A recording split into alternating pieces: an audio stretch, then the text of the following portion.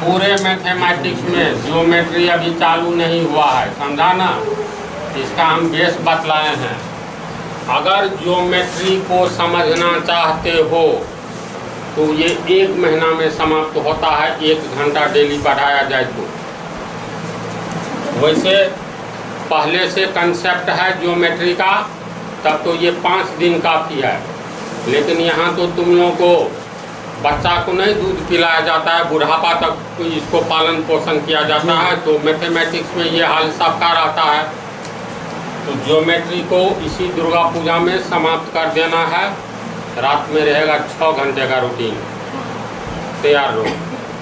16-17 तारीख तक इसको समाप्त कर देना। आज कितना हुआ? 7 हुआ। तो माइंड में कब किए रहो,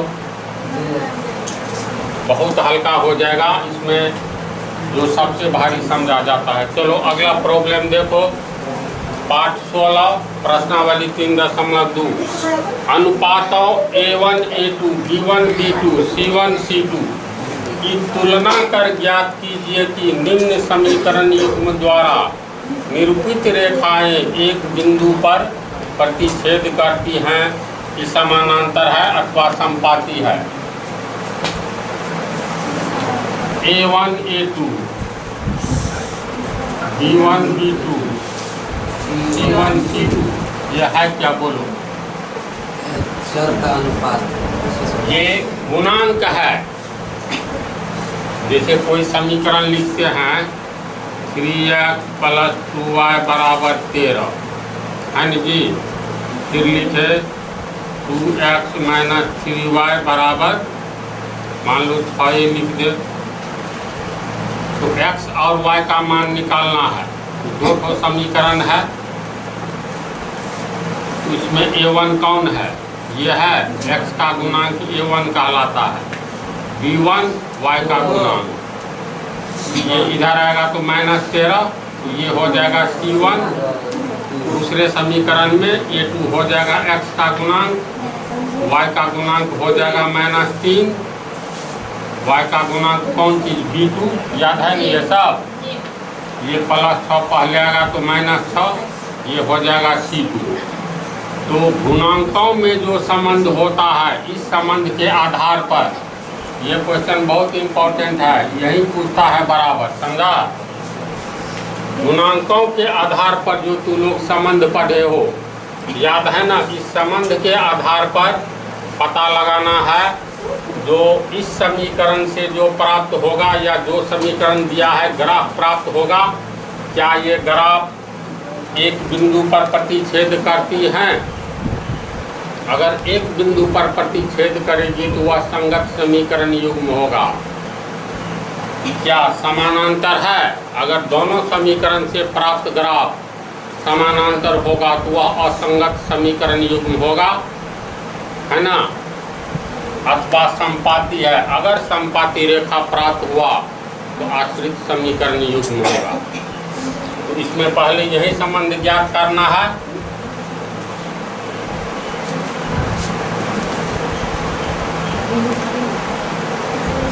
पहला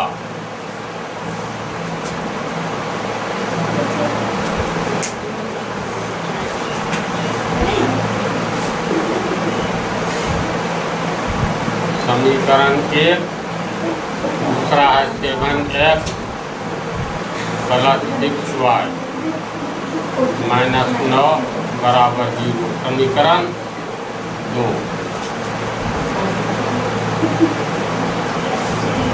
समीकरण 1 से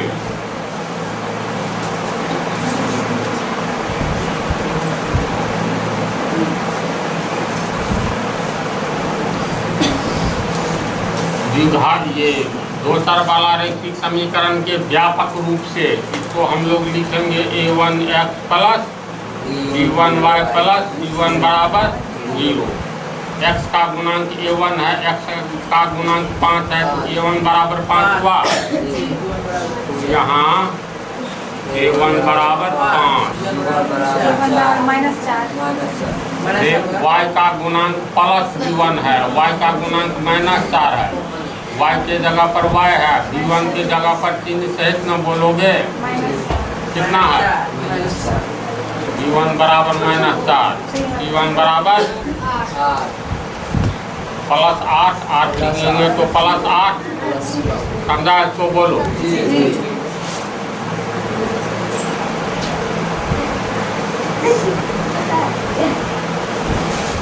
समीकरण 2 से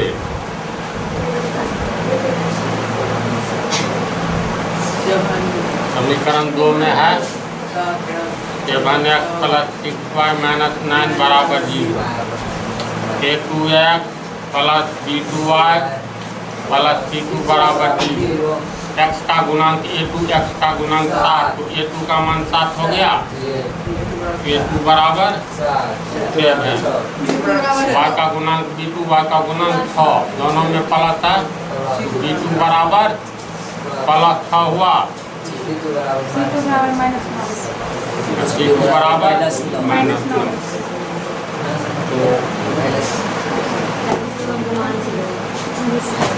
समीकरण 1 से a1 बराबर 5, b1 बराबर -4, b1 बराबर 8, a2 बराबर 7, b2 बराबर 6 यानी +6, c2 बराबर -9।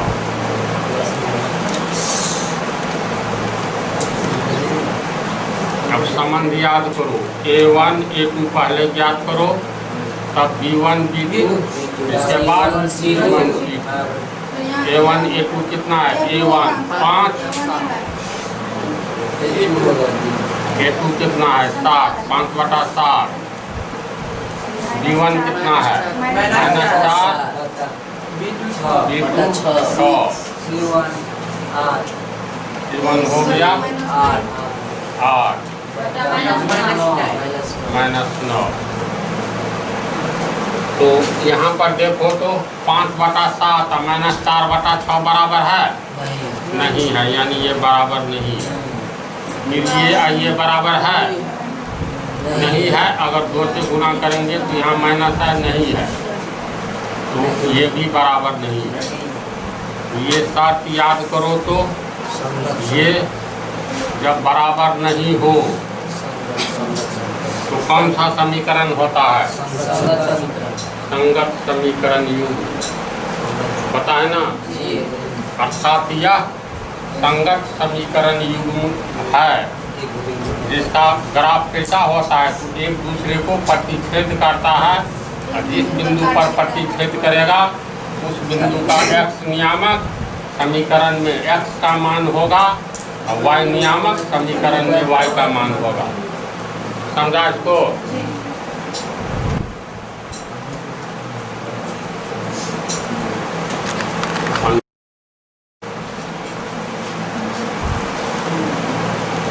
तुम लोग को एक चीज याद है ना, चलो इधर देखो, a1/a2, b1/b2, c1/c2, इस सब ये गुणांकों का संबंध है।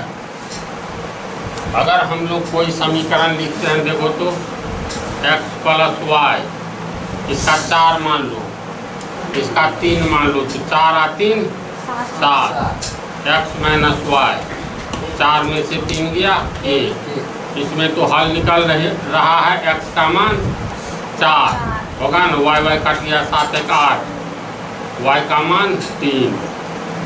तो बगैर हल किए कैसे समझेंगे ये कौन सा समीकरण युग्म है। इसके लिए हमेशा याद रखना, संगत समीकरण में ये सब दरअसल पढ़ा दिए हैं। संगत समीकरण में a1/a2 बराबर नहीं होता है b1/b2 के, इतनी ही बात बोले हैं। इसका मतलब c1/c2 कहाँ चला गया, तो जब इतनी ही बात दिया है तो इसका अर्थ है c1/c2 हो भी सकता है ये संबंध, और नहीं भी हो सकता है, दोनों बात। इससे पहले ये हिसाब जो बतलाए थे इसमें नहीं है, तो संगत समीकरण है। संगत समीकरण का ये संबंध है। असंगत में क्या होता है, असंगत में a1/a2 बराबर b1/b2, बराबर C1 बटा C2 नहीं होता है। असंगत में होता है ना, असंगत में A1 बटा A2 बराबर B1 बटा B2, A1 बटा A2 B1 बटा B2 के बराबर नहीं होता है संगत में। और इधर जो नहीं दिया हुआ है तो इसका मतलब C1 बटा C2 हो भी सकता है और नहीं भी हो सकता है, इसलिए नहीं दिया है। तो ये हो गया संगत समीकरण के लिए, ये हो गया असंगत समीकरण के लिए। तो बतलाए थे ना, इसमें तुमको याद रखना, पहला में संगत समीकरण युग्म में A1 बटा A2 बराबर B1 बटा B2 नहीं होता है। तो पहला वाला बराबर काट दो, 2 टर्म है, इसमें 3 टर्म है, तो पहला छोड़कर दूसरा काटो, समझा। तो ये हो गया संगत का, ये असंगत का। आश्रित में A1 बटा A2 बराबर होता है B1 बटा B2 बराबर होता है C1 बटा C2। तो आश्रित में एक को तो नहीं काटता है, सब बराबर होता है। तीसरा आश्रित समीकरण में, पहला में A1 बटा A2 B1 बटा B2 के बराबर नहीं होता है, दूसरे में दूसरा बराबर काटो, पहले में पहला बराबर काटो, तीसरे में कुछ नहीं कटेगा। ऐसे करके याद रखना। ये सब क्लास पिछले पार्ट में डिटेल में बतला दिए हैं।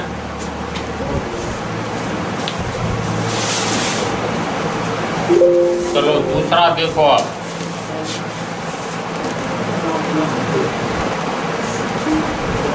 Nine x plus 3y plus 12 बराबर 0। समीकरण 1। 18x प्लस 6y प्लस 24 बराबर 0। समीकरण 2। तो कहता है इस अनुपात के आधार पर संबंध निकालने के लिए तुलना करके, तो A1 B1 C1 A2 B2 C2 निकालोगे पहले। तो समीकरण 1 से 9x प्लस 3y प्लस 12 बराबर 0 है। तो दो चर वाला रैखिक समीकरण के व्यापक रूप के अनुसार पहले समीकरण के लिए होता है A1x plus B1y plus C1 बराबर 0। x का गुणांक A1 है, x का गुणांक 9 है, इसका मतलब A1 बराबर 9 होगा। बोलो, प्लस के बदला प्लस है, y का गुणांक B1 है, y का गुणांक 3 है, तो B1 बराबर 3 है। समझ रहा है जी। प्लस के जगह प्लस, तो C1 के जगह 12 है, तो C1 बराबर 12। इस तरह ये निकाल लेंगे। ये समीकरण 1 से। अब समीकरण 2 से।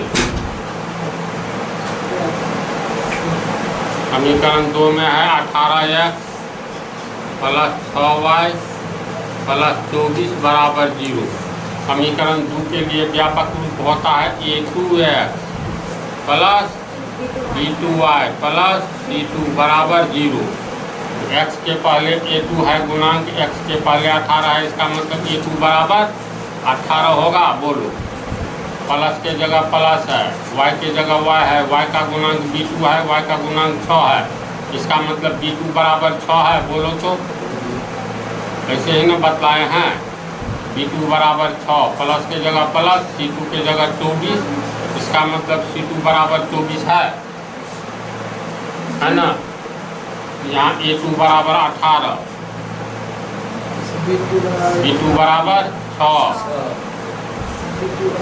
C2 बराबर 24 होगा ना इतना।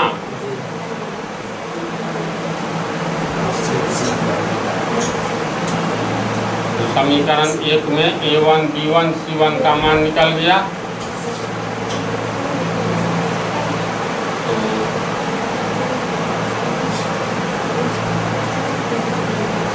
A1 बराबर 9, B1 बराबर 3, C1 बराबर 12, A2 बराबर 18, B2 बराबर 6, C2 बराबर 2।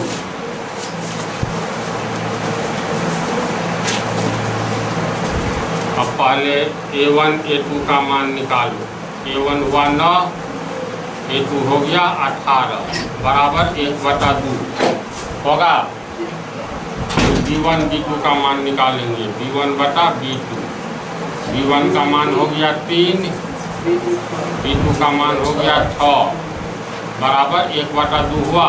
फिर C1/C2 का मान निकालेंगे, C1 12 C2 24 और C2 24, ये भी 1/2 हुआ। तो समीकरण अभी तक नहीं न माने हैं, 1 2 माने हैं, तो चलो 3 4 5।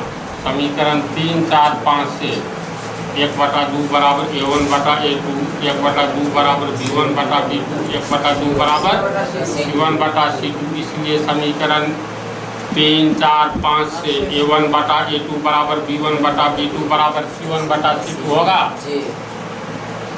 तो यानी ये हो गया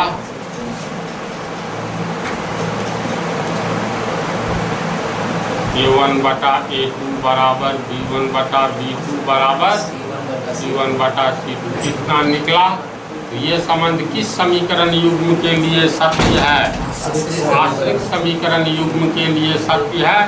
इसीलिए यह समीकरण युग्म कैसा समीकरण युग्म है? आश्रित समीकरण युग्म है। कहता है इसका ग्राफ कैसा होगा? प्रतिच्छेद करेगा कि समानांतर अथवा संपाती। तो आश्रित समीकरण युग्म का ग्राफ हमें संपाती रेखा के रूप में प्राप्त होता है।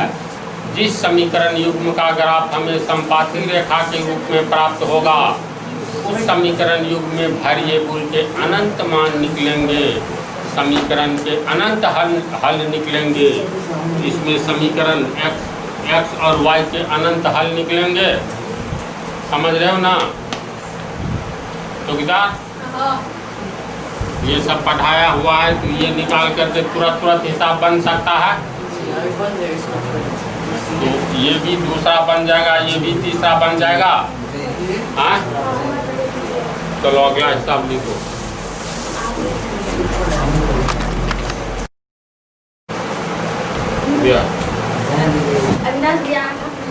चलो देखो, 5वां हिसाब। एक आयताकार बाग जिसकी लंबाई चौड़ाई से 4 मीटर अधिक है, यानी लंबाई कितना है? लंबाई बराबर चौड़ाई से 4 मीटर। लंबाई चौड़ाई से 4 मीटर अधिक। तो लंबाई बराबर चौड़ाई से 4 मीटर अधिक, ये दिया हुआ है। एक आयताकार बाग जिसकी लंबाई चौड़ाई से 4 मीटर अधिक है का अर्ध परिमाप 36 मीटर है। अर्ध परिमाप का अर्थ हुआ एक आयताकार बाग मान लो ये है, ABCD एक आयताकार बाग है। इसका अर्ध परिमाप 36 मीटर है। अर्ध परिमाप का क्या अर्थ होता है? परिमाप कहते हैं परिमिति को, किसी भी आकृति की परिमिति, उस आकृति के सभी भुजाओं के योग को कहते हैं। तो परिमिति को ही परिमाप कहते हैं। तो परिमाप का मतलब परिमिति। तो अर्ध परिमाप का अर्थ अर्ध परिमिति यानी आधा परिमिति होगा ना। तो दिया हुआ है आयताकार बाग का अर्ध परिमाप 36 मीटर है, यानी प्रश्न से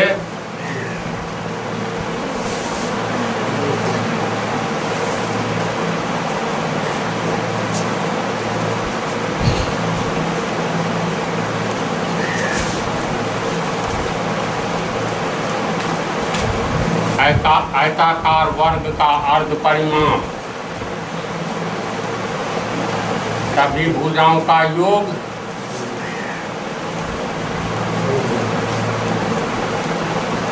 सभी भुजाओं का योग हो जाएगा परिमिति यानी पूरा परिमाप।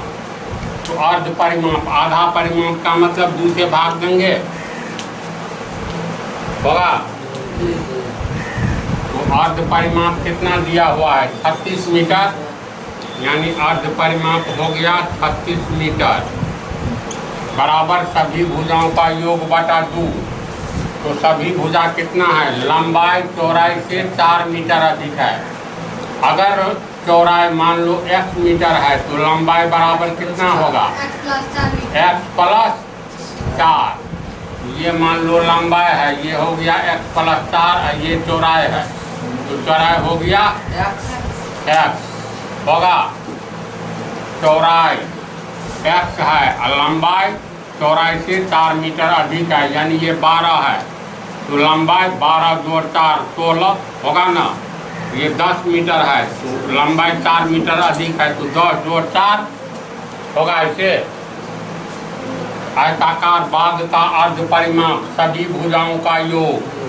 तो आयत में आमने सामने की भुजा बराबर होती है। ये x है, ये x है तो सामने वाला ये भी x होगा। ये x प्लस 4 है तो ये x प्लस 4 होगा DC होगा। तो पूरा परिमाप कितना हो गया? सभी भुजाओं का योग।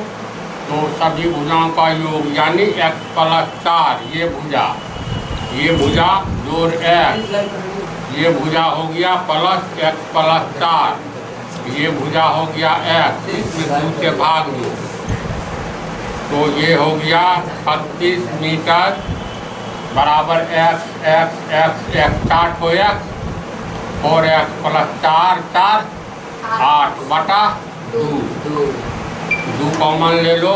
2x प्लस 4 बटा 2 कट गया यानी 2x प्लस 4 हुआ तो 36 बराबर 2x प्लस 4। 4 इधर लो, 36 माइनस 4 बराबर 2x होगा। 2x को पहले लिखेंगे तो 2x बराबर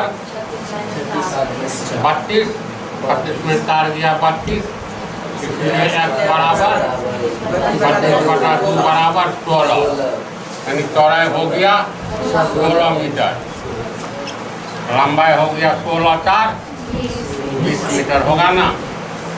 निकल गया। बाग की विमाएं निकालें यानी लंबाई चौड़ाई। समझा? तो अगले पार्ट में बताएंगे।